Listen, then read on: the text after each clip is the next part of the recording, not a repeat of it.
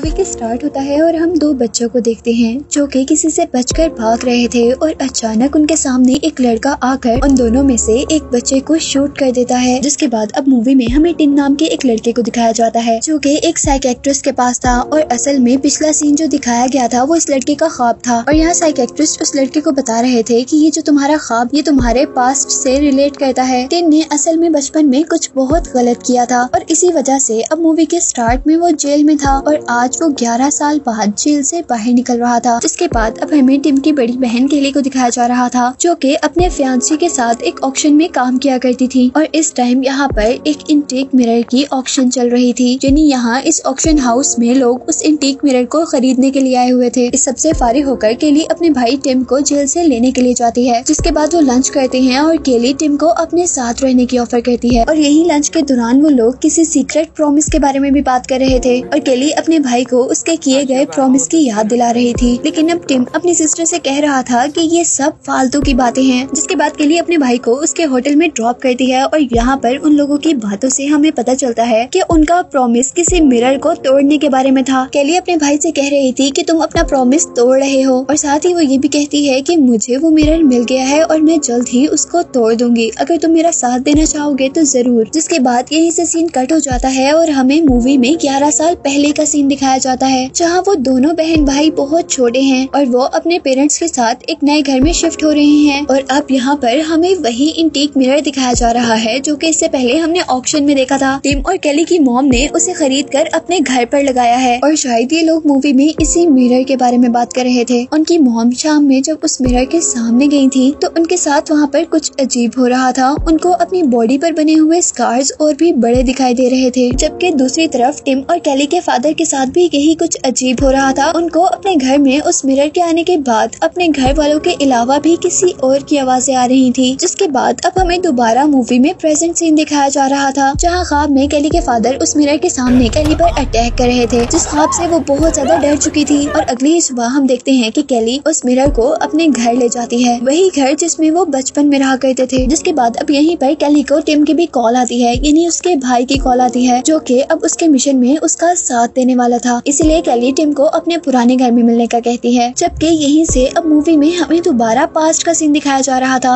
यानी 11 साल पहले का सीन। और यहाँ केली और टिम की मॉम ये फील कर रही थी कि उस मिरर के आने के बाद से उनके घर के सारे पौधे मुरझा गए हैं। जिसके बाद हम देख रहे थे कि ग्राउंड के अंदर टिम और केली खेल रहे थे और यहाँ केली को उनके घर में बने हुए उनके फादर के ऑफिस में एक लड़की दिखाई दी थी जो कि उनकी मॉम तो बिल्कुल भी नहीं थी। और वो डिनर टाइम में अपने फादर से उस लड़की के बारे में पूछती भी है, पर उनके फादर ने उस लड़की के बारे में बताने से साफ इनकार कर दिया था। वो कह रहे थे कि वो किसी लड़की को नहीं जानते और ना ही वो किसी लड़की को घर पर लेकर आए थे। जिसके बाद हमें दोबारा 11 साल बाद का यानी प्रेजेंट सीन दिखाया जा रहा था जहाँ पर केली और टिम उस मिरर को लेकर अपने पुराने घर के अंदर दोबारा आए थे, जहाँ केली ने एक बहुत ही एडवांस सा सिस्टम बनाया हुआ था। और यहाँ केली एक कैमरा के अंदर रिकॉर्डिंग करते हुए बताती है कि उसने पूरे घर के अंदर अब कैमरास लगाए हुए हैं। उसने अपने पूरे घर में अलार्म्स भी लगाए थे और साथ ही एक खास रूम के अंदर उसने एक एंकर भी लगाया हुआ था, जिस एंकर को अगर वो 30 मिनट के अंदर अंदर रीसेट नहीं करते तो वो एंकर खुद ब खुद मिरर को तोड़ देगा। यानी वो लोग उस एंकर के सामने मिरर को लगाने वाले थे। यानी उन्होंने ये तैयारी की हुई थी कि अगर टिम और केली दोनों मर भी गए तो वो किसी न किसी तरह उस मिरर को तोड़ देंगे। लेकिन वो ऐसा क्यों करना चाहते थे? इसीलिए कि केली को लगता था कि वो मिरर हॉन्टेड है और वो उस मिरर को पूरी दुनिया के सामने हॉन्टेड प्रूफ भी करने वाली थी और यही वो प्रूफ करके उस मिरर को तोड़ना भी चाह रही थी। वो उस मिरर के पास कुछ लिविंग थिंग्स रखती है, जिस तरह कुछ प्लांट्स और एक डॉग। जिसके बाद केली उस मिरर की हिस्ट्री बता रही थी। वो बता रही थी कि जिस आदमी ने इस मिरर को खरीदा था उसने इस मिरर का नाम लेजर ग्लास रखा था और उसी मिरर को अपने घर में फायर प्लेस के ऊपर लगाया हुआ था। लेकिन उस मिरर के लगाने के कुछ दिनों बाद उस आदमी की जलने की वजह से डेथ हो गई थी। और यहाँ डरने की बात ये थी कि उस आदमी के सर्वेंट्स बताते थे कि उन्होंने उस आदमी को मरने के बाद भी इस मिरर के अंदर देखा था। केली अब कैमरा में बता रही थी कि इस सब के बाद इस मिरर को ऑक्शन में बेच दिया गया था, जिसके बाद अब उसे किसी और आदमी ने खरीद दिया था। और उस मिरर को खरीदते वक्त उस आदमी का वेट बहुत ज्यादा था, यानी वो बहुत फैट आदमी था। लेकिन इस मिरर को खरीदने के बाद उनका वेट बहुत तेजी से लूज होने लगा और एक दिन वो भी मर गए। और इसी तरह ये मिरर बिकता बिकता एक और औरत तक पहुंचा जिसने इस मिरर को अपने बाथरूम में लगाया था और उसकी भी मौत उसके बाथरूम में हो गई थी। और इस तरह काफी लोगों के पास से होते हुए काफी लोगों की जान लेने के बाद ये मिरर एक लेडी तक पहुंचा था। उस लेडी ने उस मिरर को अपने रूम में लगाया था, लेकिन उस मिरर को घर में लगाते ही उसकी डेथ हो गई थी, जिसके बाद ये मिरर केली और टिम के घर पर आया था।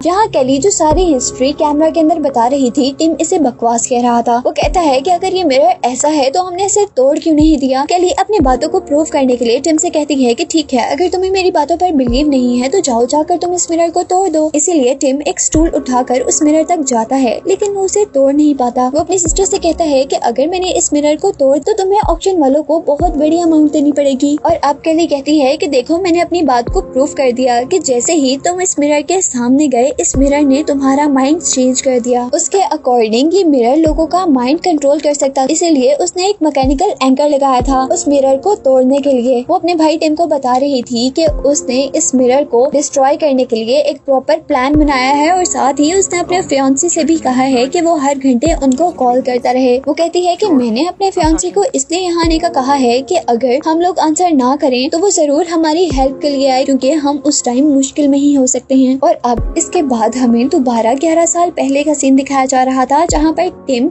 और केली दोनों छोटे बच्चे थे। जहाँ टिम के फादर के हाथ पर एक बैंडेज लगी हुई थी। वो जैसे ही अपनी फिंगर से बैंडेज उतार कर साइड पर रखता है और काम करना शुरू करता है, तो कुछ ही देर में वो नोटिस करता है कि बैंडेज दोबारा उसके हाथ पर है। और यहाँ हमें ये भी दिखाया जा रहा था कि वो आदमी मिरर के सामने ही बैठा हुआ था। वो इस बैंडेज से तंग आ चुका था और इस बैंडेज को निकालते निकालते उन्होंने गलती से अपना नेल भी बाहर ही खींच लिया था। जबकि उसी रात हम देखते हैं कि किम के फादर अपने ऑफिस में किसी से बातें कर रहे हैं, और जैसे ही उनकी वाइफ वहाँ पर आती हैं तो वहाँ पर कोई नहीं मिलता। वो उनसे पूछती हैं कि तुम किससे बातें कर रहे थे। फादर उनको कोई जवाब नहीं देते और इसलिए उन दोनों के दरमियान में लड़ाई हो जाती है। जबकि नेक्स्ट डे हम देख रहे थे कि किम का डॉग उसकी मॉम को बहुत परेशान कर रहा था और वो बार बार मिरर वाले रूम की तरफ देखकर भौंक रहा था। इसीलिए मॉम ने डॉग को उसी रूम के अंदर लॉक कर दिया था। लेकिन जब वो लोग उस लॉक को खोलते हैं तो उन्हें रूम के अंदर वो डॉग बीमार मिलता है और कुछ ही दिन बाद वो डॉग मर जाता है। जिसके बाद अब हमें मूवी में प्रेजेंट सीन दिखाया जा रहा था, जहाँ पर अब केली ने भी उस मिरर के आगे एक डॉग रखा था,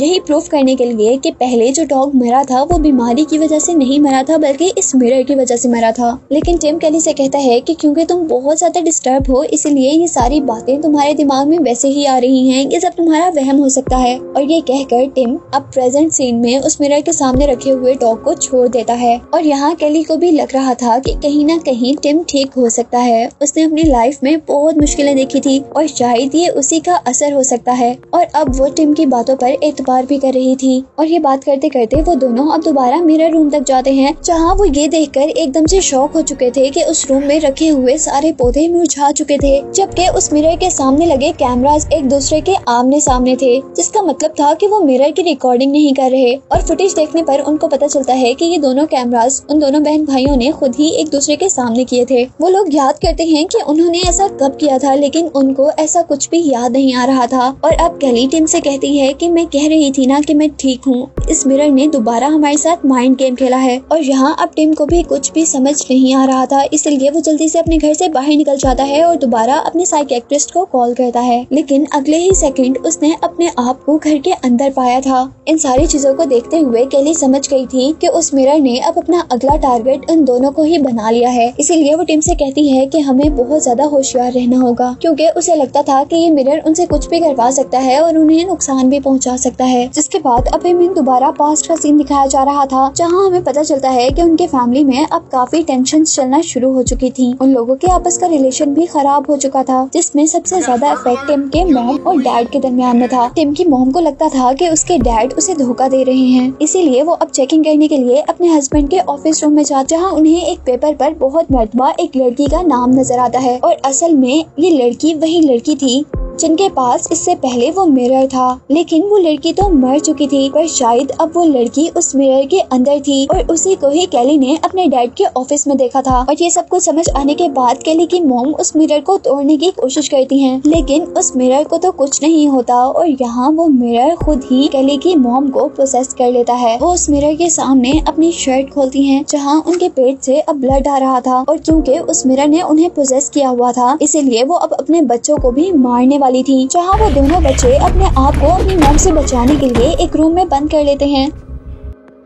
और तभी उनके फादर यहाँ पर आते हैं, जो कि ये सारी सिचुएशन शायद समझ गए थे, इसीलिए उन्होंने अपनी वाइफ को ही एक कमरे में बंद कर दिया था और साथ ही उन्होंने अपने बच्चों को भी उनकी मॉम के पास जाने से मना कर दिया था। जिसके बाद उनके घर पर कुछ दिन ऐसे ही अजीबोगरीब गुजर रहे थे। उनके घर से खाने की चीजें भी खत्म हो चुकी थी, क्योंकि उनके फादर हमेशा उस मिरर के सामने ही बैठे रहते और उसी मिरर से बातें करते रहते थे, जैसे उस मिरर के अंदर से कोई उनको रिप्लाई दे रहा हो। यही कैली अपनी मॉम के लिए भी परेशान थी, क्योंकि उनके डैड ने अभी तक उनको किसी डॉक्टर को भी चेक नहीं करवाया था। और यही कैली परेशानी में अपनी मॉम से मिलने के लिए उनके रूम में भी जाती, लेकिन उसकी मॉम की हालत अभी तक बहुत ज्यादा खराब थी और वो दोबारा अपनी बेटी पर हमला कर देती है, जिसकी वजह से कैली उनके कमरे से दोबारा बाहर निकल आती है और उनका कमरा दोबारा लॉक कर देती है। जिसके बाद अब मूवी में दोबारा हम प्रेजेंट सीन देख रहे थे, जहाँ पर अब कैली के घर की लाइट जा चुकी थी, इसीलिए वो अपने पूरे घर में जगह जगह टॉर्च लगा देती है। और ये करते हुए उसे अब अपने घर पर एक प्लेट टूटी हुई मिली थी। वो हैरान थी कि कोई प्लेट यहाँ पर कैसे टूट सकती है, इसीलिए वो अब प्लेट को अपने मोबाइल के कैमरा से देखती है, लेकिन कैमरा से देखने पर उसे वहाँ पर कुछ भी नजर नहीं आ रहा था। उसे अब यकीन था कि ये सब कुछ ये मिरर कर रहा है, लेकिन फिर अचानक आगे चलते हुए उसके सामने उसकी मरी हुई मॉम आ गई थी, जिससे वो एकदम से डर गई थी और उनसे अपने आप को बचाने के लिए कैली ने उसे प्लेट के टुकड़े से उन्हें मार दिया था। लेकिन होश पे आने पर उसे पता चला था कि वहाँ पे असल में उसकी मॉम नहीं थी, बल्कि उसने अपने फियांसी को ही मार दिया था। ये देखकर टिम जल्दी से अपनी बहन को उस घर से बाहर ले जाता है और जल्दी से एम्बुलेंस और पुलिस दोनों को कॉल करता है। अब टिम को भी यकीन आ चुका था कि ये सब कुछ वो मिरर ही कर रहा है। वो अपनी बहन को इस घर से बाहर रहने का ही कहता है और साथ ही ये भी कहता है कि तुमने जो एंकर लगाया है वो खुद ब खुद ही उस मिरर को तोड़ देगा। और उसके ये कहते ही घर पर लाइट वापस आ चुकी थी और यहाँ उन दोनों को घर के अंदर उनके जैसे ही दो लोग नजर आ रहे थे। वो दोनों उनको देखकर डर रहे थे। टिम अपनी सिस्टर से कह रहा था कि ये सब कुछ मिरर उनको दिखा रहा है, जबकि कैली का ख्याल ये था कि वो दोनों असल में घर से बाहर हैं ही नहीं, बल्कि उनका वहम है कि वो दोनों घर से बाहर हैं और असल में वो घर के अंदर ही हैं और ये मिरर उनको मारना चाह रहा है। और इसी कंफ्यूजन में वो दोनों जल्दी से वापस अपने घर के अंदर चले जाते हैं, जहाँ पर अब उन्हें वो लड़की दिखाई दे रही थी जिस लड़की के साथ उनके डैड बातें किया करते थे, यानी जिस लड़की की सोल उस मिरर के अंदर कैप्चर थी। वो लड़की अपनी अजीब सी आवाज में उनसे कह रही थी कि मैंने तुम दोनों को यहाँ पर खेलने से मना किया था। जिसके बाद सीन यहीं से कट हो और हमें दोबारा पास्ट का सीन दिखाया जाता है, जहाँ हम देख रहे थे कि कैली और टिम के फादर ने उनकी मॉम को उस कमरे से बाहर निकाल दिया था और वो अब अपने बच्चों की तरफ अटैक करने के लिए बढ़ रही थी। कैली अपने भाई टिम से कहती है कि तुम जल्दी से यहाँ से बाहर भाग जाना और इतने में मैं मॉम को डिस्ट्रैक्ट करूंगी। और कैली अब अपनी मॉम को डिस्ट्रैक्ट करते हुए उनको एक रूम में बंद करते हुए खुद उस रूम की खिड़की से बाहर जंप कर देती है। जबकि वहीं प्रेजेंट सीन में अब हम टिम के सामने उसके फादर की सोल को देख रहे थे, जबकि पास्ट के सीन्स कैली के कहने के अकॉर्डिंग टिम उस घर से बाहर ही नहीं निकला था। और अपने भाई को लेने के लिए कैली अब दोबारा घर के अंदर गई थी, जहाँ पर उसकी मॉम ने कैली को दोबारा पकड़ लिया था और उसका गला दबाना शुरू कर दिया था। और तभी कैली के डैड वहाँ पर आकर कैली की मॉम का मर्डर कर देते हैं। वो दोनों बच्चे अब बहुत ज्यादा डर चुके थे, इसलिए वो दोनों बच्चे जाकर उस मिरर को तोड़ने की कोशिश कर रहे थे और यही उस मिरर को तोड़ने की वजह से कैली के डैड भी उसके पीछे आ गए थे उसे मारने के लिए। लेकिन टिम उसे ऐसा करने से रोक देता है और वो गन उठाकर अपनी बहन को बचाने के लिए वो गन अपने डैड के ऊपर पॉइंट करता है। लेकिन यहाँ अजीब कुछ ये हुआ था कि टिम अपने फादर को नहीं मारने वाला था, बल्कि उसके डैड ने खुद ही उसके हाथ से ट्रिगर दबाकर अपने आप को मार दिया था। और मरने से पहले उन्होंने अपने दोनों बच्चों को इस घर से बाहर जाने को कह दिया था। जहाँ घर से बाहर निकलते ही उनके घर के बाहर पुलिस आ चुकी थी और उन्होंने टिम को अपने डैड के मारने के जुर्म में पकड़ लिया था। जिसके बाद अब हम प्रेजेंट सीन में देख रहे थे, जहाँ पर टिम उस मिरर के सामने ही बैठा हुआ था और उसे अब मिरर पर बहुत ज्यादा गुस्सा आ रहा था। पास्ट को याद करते करते वो जल्दी से उठकर एंकर का बटन दबाता है ताकि वो एंकर उस मिरर को तोड़ दे। लेकिन उस एंकर के चलते ही उस मिरर के आगे टिम की सिस्टर आ चुकी थी। हालांकि वो सामने भी देख रहा था, जहाँ उसे कोई भी नजर नहीं आ रहा था और ये सब कुछ उसे मिरर ही दिखा रहा था कि उस मिरर के सामने कोई भी नहीं है, बल्कि असल में वहाँ उसकी सिस्टर थी। और उसी दौरान अब यहाँ पर पुलिस भी आ चुकी थी और यहाँ टिम को दूसरी मर्तबा जेल में जाना पड़ा था, क्योंकि अब उसके ऊपर उसकी बहन को मारने का जुर्म था। जिसके साथ हमें पास्ट का सीन दिखाया जा रहा था, जहाँ जेल जाते हुए टिम को अपने फादर और मदर दोनों मरे हुए विंडो में दिखाई दे रहे थे। और यहीं से सीन कट होकर दोबारा प्रेजेंट सीन दिखाया जाता है और टिम को अब वैसे ही सब कुछ नजर आ रहा था जैसा उसने पास्ट में देखा था। लेकिन इस बार उसे अपने फादर और मदर के साथ अपनी सिस्टर भी नजर आ रही थी, जिसे उसने अभी मारा था। और यहाँ टिम और कैली उस मिरर से इस बार भी ना जीत पाए थे और उनकी फैमिली एक और मर्तबा बर्बाद हो चुकी थी। जिसके साथ ये मूवी यहीं पर एंड हो गई थी।